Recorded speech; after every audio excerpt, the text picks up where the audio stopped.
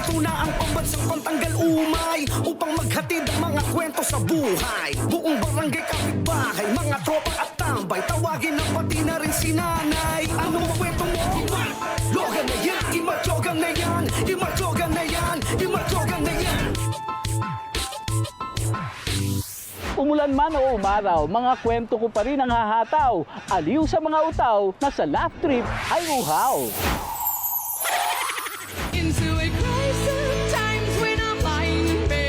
Isang kagandahang dulot ng AI o Artificial Intelligence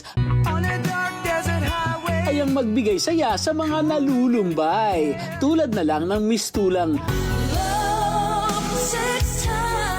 pinag-concert ang mga alagang malulupet. Darling, you can count on me.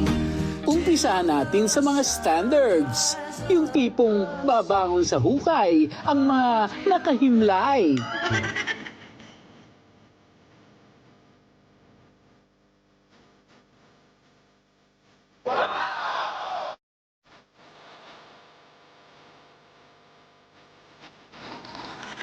Pero ang tripilang playlist ngayon ay mga OPM, Original Filipino Music Chong.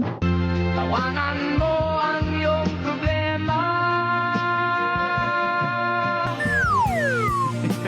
Sabi nga ni Koyang Doggy, tawanan mo ang iyong problema. Hindi ko na kailangan ng pag-ibig. Iba talagang trip ng mga malulupet nating pets. At kumbaga sa radyo, gusto nyo ng uninterrupted hits? Narito ang bagsakan ng tatlong sikat. Bakit ba ganyan? Ito ako ngayon, nag-iisa. Inutan mo na ba ang mga pangako mo?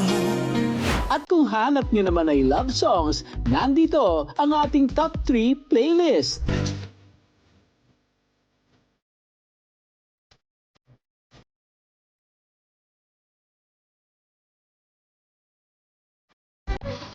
Puso ko, ikaw lang ang mahalaga.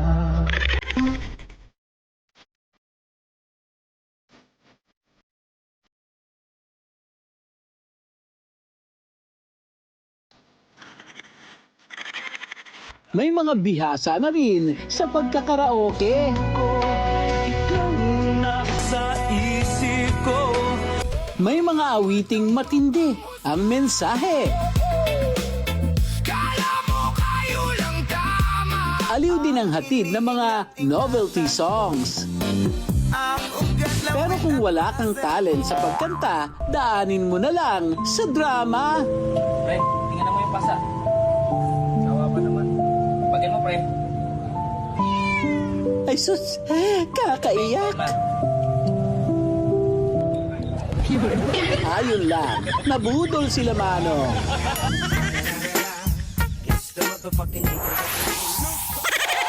Iba't ibang mukha nakalatag sa daan na parang paanyaya. Agaw pansin ang dating, mapapasulyap ka sa espesyal na mga drawing.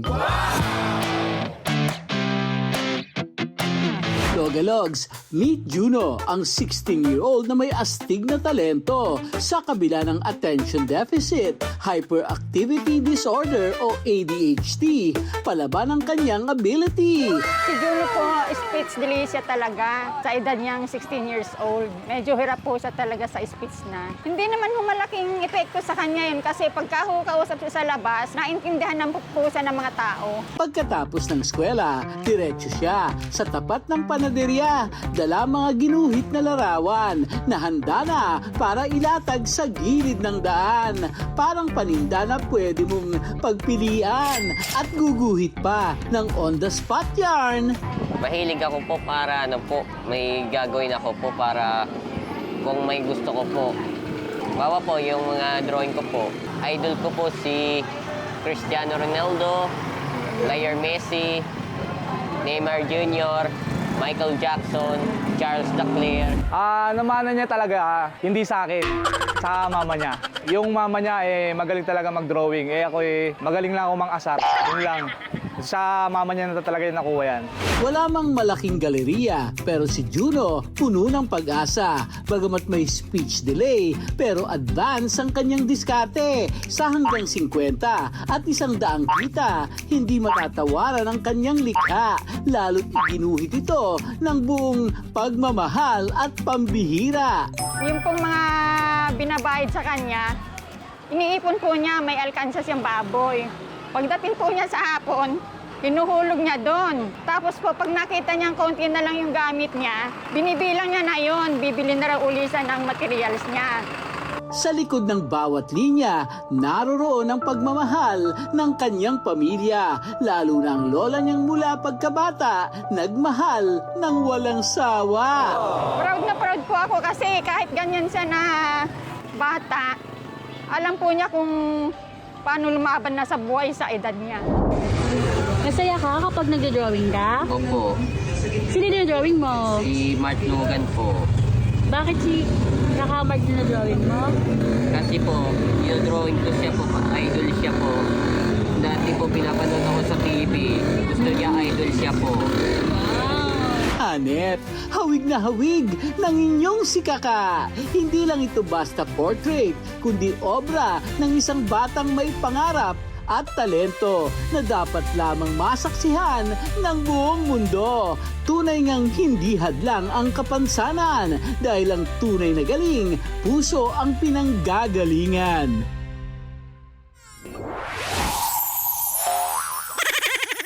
Sa panahon ng tag-ulan, ano nga ba ang bet na gawin ni Juan? Siyempre, magkape, matulog, manahimik ka, be! At ang pinakamabisa, humigop ng sabaw na swabeng-swabe. Dito sa Marilao, Bulacan, may dapat ka raw balik-balikan. Ang sabaw na pinipilahan ng mga putaw. Eto na raw ang panlaban sa pares at lugaw, ang wonton noodles na Sabi po ng mga kumakain, yung sa wonton noodles daw po namin, yung kakaiba, yung nilalagay na pares sarsa. Pero meron din naman ganun, siguro kami lang nagpasikat na nilalagay po yung pares sarsa sa noodles po bago kainin. Ang sabaw ay malasa at ang noodles ay talagang mabisa. At ang nagpabongga, Bali yung noodles po namin nagganap po kami nung kakaibang noodles, yung manipis. Tapos po siya, fresh na egg noodles po. Yun, yung kaibahan po ron sa karaniwang noodles na ginagamit sa mami. Yun, sa amin po fresh egg noodles na manipis. hindi lang sabaw ang kanilang pakulo, pati ang kalukalike na nakakataas ng dugo. Eto na't sila ay may pa-challenge. Haru Diyos ko, hindi pa nag-start, bakit mukhang marami ng pinagdaanan to? Yes? Hello, Galogs. Ako nga pala si Justin Primer. Hello, Galogs. Ako nga pala si Daniel Padilla. Hello, Galogs. Ako po si Sus Mariose. 3, 2, 1, Gwapo pa rin kahit napapaso si Zeus Mariosep. Si Daniel noong wala pa sa kanya ang lahat, abay mukhang banat na banat. At si Justin Bieber na mukhang nabinat.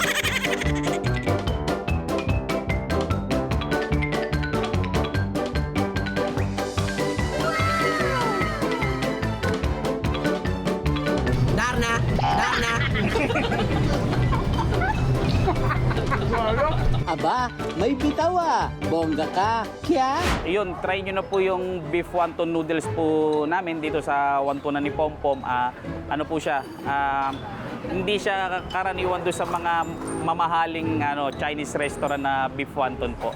Dito medyo mas mura po ng konti. Ano man ang trip mo, ngayong tagulan, alagaan ang iyong kalusugan. Stay dry. Tayo dyan, kaibigan. Ibon mang may layang lumipad, Pero mas nakakagulat kapag sabay-sabay silang nagpapasikat. Flying tropa ng talent at tricks lamang sa alamang. Kaya kilalanin ang nakakaliw at so talented na The Bird Gang. Hello,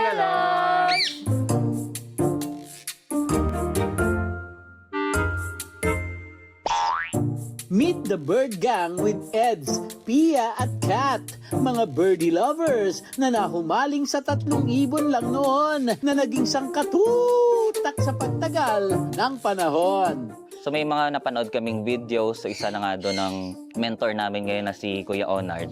Dati fan lang kami, nanonood kami ng kanyang mga bird tricks and mga tutorial. And then later on, nakabili kami ng mga ilang ibon. Nung una, sabi namin, try lang, 2 lang, or 1 lang. And then, after a few months, parang nakyutan po kami kasi may nagtutok din po palang ibon. At doon na po nagsimula na nag-videos po kami, nagpo-post lang po kami online. Ang bida ng gang ay Indian ringneck na si Blue na hindi lang marunong magsalita. Thank you, babe. Kundi marunong din daw umubo. Kaya minsan hindi mo alam kung ibon ba ang narinig mo o taong nasasamid ng gusto. Iba't ibang uri ng mga ibon ang kanilang kasama at bawat isa ay may sariling ugali at personalidad. May malambing, may ubod ng kulit, may fashionista at merong alababy na kasamang matulog sa kama. May birdies naman na sa tricks umaariba at siguro oras na. Parang angas ipakita sa larong walang kampi-kampihan dahil lahat sila magkakalaban. Hey, you people! Bird gang, tayo na't sumayaw. Kanta at tawa habang bumibiyahe tayo. Bird gang, walang katulad to. Sama-sama lagi, saan man magpadpad mo. Wow! Ang angas ng liga dahil may live commentary pa mula kay Pia. Oo. Nagawin na tinakbo. Inagaw si Notshot. Kaya bawat score may huhuhuy sigawan at bawat tira may kaakibat na treats yarn. Pero paalala rin nila na ang mga tricks at talento ng mga alaga hindi nabubuo sa pamimilit kundi sa mahabang pasensya. At dahil sa kanilang eksperyensya, marami na ring nagpapatrain ng alaga. Nakababasa ko po sa comments namin sa videos and sa live na dahil po sa amin na-inspire po silang mag-ibon and ayun po, heartwarming po talaga siya na nakakapag-influence din po kami ng ibang mga bata or parents. Before napapansin ko sa mga nag-aalaga ng ibon, naka-display lang yung lovebird nila. Which is, parang, alam mo yun, bibili ka lang ng ibon just to ipakita na may ibon ka. Sa amin kasi iba, kasi kami talagang very hands-on kami sa mga ibon namin. So, very close kami sa mga alaga namin. So, hopefully, ganun din sa mga gustong mag-alaga ng ibon. Yan ang The Bird Gang, ang patunay na kapag ang pag-aalaga ay galing sa puso, fly high ang samahan. Yan ang panigurado. Imatyogan na yan, imatyogan na yan, imatyogan na yan.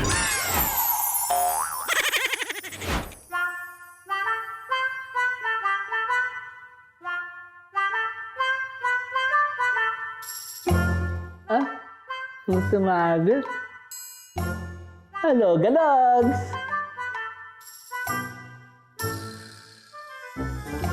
Ay hala, parang buhok na nakakatinga. Nakakain nga ba? O pangkwela? Anong lasa ng viral lapang at inuming binudburan ng kulit na sumasabit? Well, isa lang ang masasabi ko. I bulbulabit! Sa Sweet Idiots Cafe sa Cainta Rizal, merong kumakaway. Viral na viral itong hibla ng hair supply. Lost in love sa kulot at itim na parang sabit sa suklay. Di galing kilikili o salon. Itong pa-toppings na may pagka-balbon. Si Rain at Mary ang utak sa likod ng Havana Cafe. Mga content creators na ang kalokohan at tweet isinalin sa cafe nilang hit. Sino nakaisip ng Sweet Idiots Cafe? Kasi lahat naman po tayo parang at one point ng life natin naging idiot. Okay lang naman po basta natututo tayo. At dapat sweet pa rin tayo. Tama. Ito na nga. Yung, ano ba yun? Bulbulate. Binulbulate. Binulbulate. Paano ba yun? At sino ba nakaisip ng... Dito po kasi sa Sweet Idiots, halos lahat po talaga ng mga names, ng mga products. May play of words talaga yung names namin.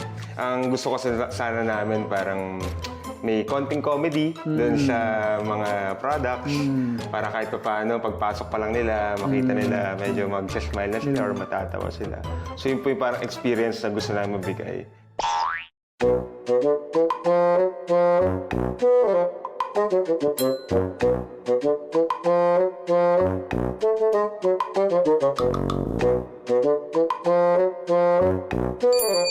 Binulbulate for Mark Logan.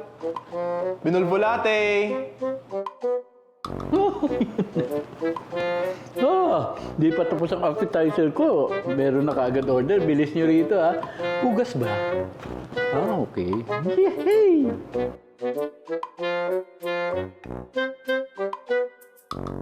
Ito raw yung, sabi niya kanina, binulbulate. Binulbulate. Wow! Sosyal. Pango. Tikim.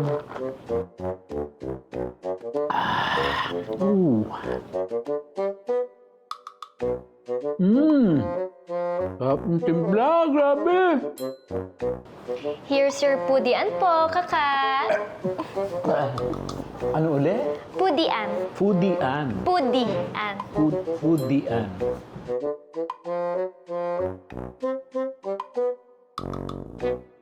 Tikman natin.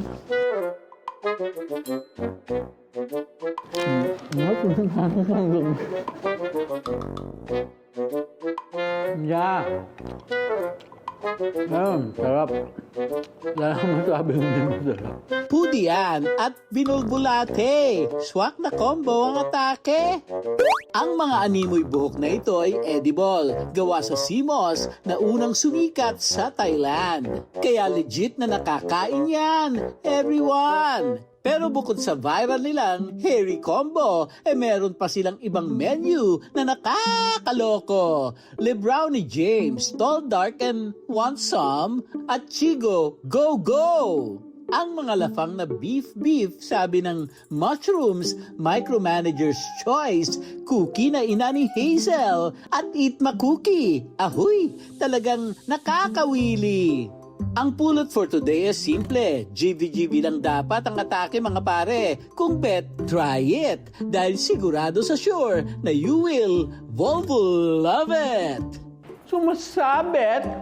Sarap! Sarap talaga. Hanggang sa susunod na kwentuhan, samahan ang inyong pambansang pantagalumay. Sabay-sabay nating basagin ang lumbay, pag-aanin ang trip ng buhay. Ako ang inyong si Kaka, Mark Logan po. At ito, ang Top 5 Kwento. Imatlogan na yan, imatlogan